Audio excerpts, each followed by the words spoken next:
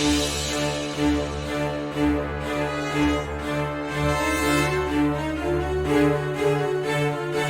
everybody, welcome back to my channel. Yesterday's Thursday and it looks good outside. Go get it. But hey, let's start with greetings. Come on.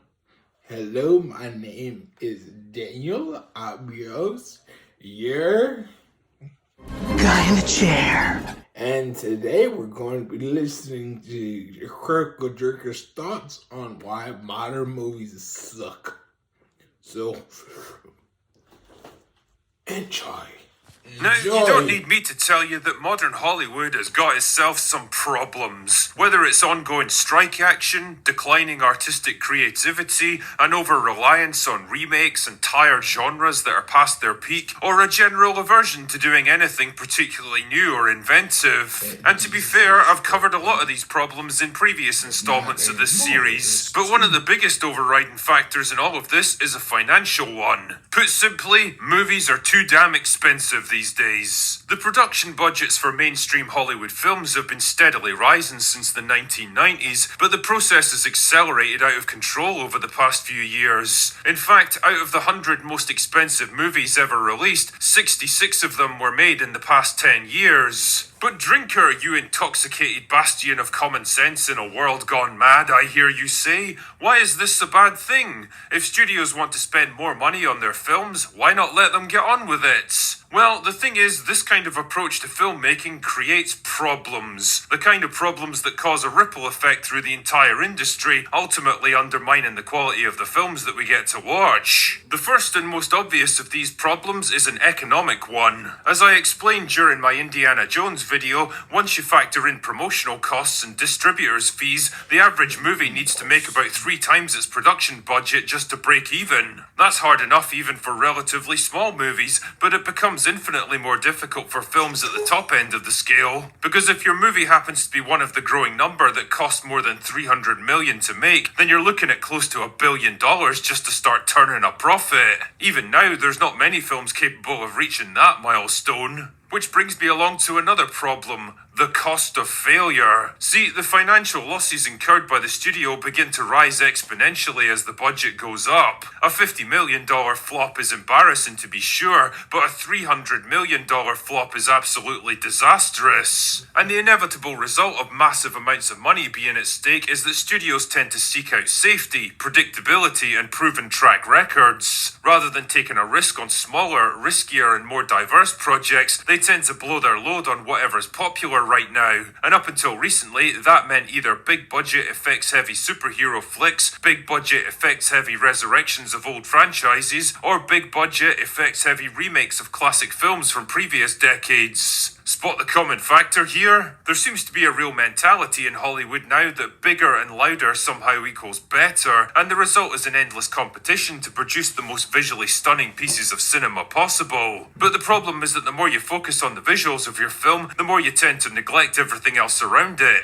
These days there's an over-reliance on spectacle and scale to draw audiences in, and it ends up becoming a crutch for bad writing and lack of creativity. I mean, you can't honestly tell me that you were gripped by Avatar 2's compelling and complex storyline. Jesus, if you can even remember a single thing that actually happened in that movie, I'll be impressed. What you end up with instead are a series of beautiful but ultimately empty and meaningless tech demos that keep you momentarily distracted but offer no long-term impact or emotional payoff. They stimulate your eyes but not your brain, and the more it happens, the more audiences start to become jaded and disinterested in what Hollywood has to offer. Another big problem with so much money at stake is studio interference. I've lost track of the number of films that have been derailed and ruined because the studio started to get jittery about the filmmaker's creative vision and decided to stick their oar in with endless test screenings, last-minute rewrites, and mandatory reshoots to produce something more commercially viable.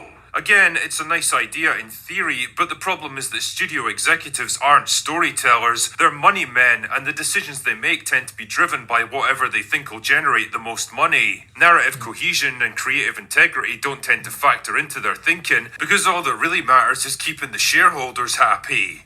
Not only do rewrites and reshoots undermine a filmmaker's creative vision, but they also push the film's production budget even higher, making it even more difficult to turn up profits. So what do you do when movies cost a shit ton of money to make and your confidence in new projects is at an all-time low? Well, you resurrect dusty old franchises with inbuilt fan bases and strong name recognition and hope that it'll somehow translate into financial success. Why do you think we've seen so many new Star Trek, Star Wars, Terminator, Indiana Jones and Ghostbusters movies in recent years? Not to mention Disney's endless cannibalization of their classic animated films. It's because all of those things have been big hits at some point in the past, and so logically, if you can shit out a lazy cash grab remake or unnecessary sequel, then it'll be equally successful, right? Wrong. The top 10 movies so far this year, 7 of them are either sequels or remakes of older films. And the thing is, it didn't always used to be this way. Go back in time 20 years and the biggest films of 2003 were Return of the King, Pirates of the Caribbean, Finding Nemo and Bruce Almighty. Jump back 30 years and Jurassic Park, The Fugitive, The Firm, Sleepless in Seattle and Mrs. Doubtfire ruled the box office. I mean, I know which movies I find more worthy of my time. There's also a rather predictable tendency to follow the crowd at the top levels of Hollywood, leeching off winning formulas to replicate the successes of others rather than taking the risk of inventing your own. I know it's become popular to shit on the MCU nowadays, but in its prime, it absolutely changed the landscape of modern blockbuster movies to the point where almost everyone adopted the exact same style and tone. Serious, mature and thought-provoking storytelling was out, and snarky, ironic, self-deprecating humour was in. How many movies over the past 10 years can you think of where characters stop every couple of minutes to make another lame attempt at a Joss Whedon joke? It's because everyone wanted their movie to be the next Avengers. The result of all these different factors is a kind of creative inertia, a feeling of bland, depressing sameness. You get the sense that most big budget movies nowadays all rolled off the same assembly line, composed of the same basic ingredients with only minor alterations. And I guess what I'm trying to say is that we seem to have reached the maximum upward limit of how big and expensive movies can possibly be, beyond which it becomes impossible to even turn a profit.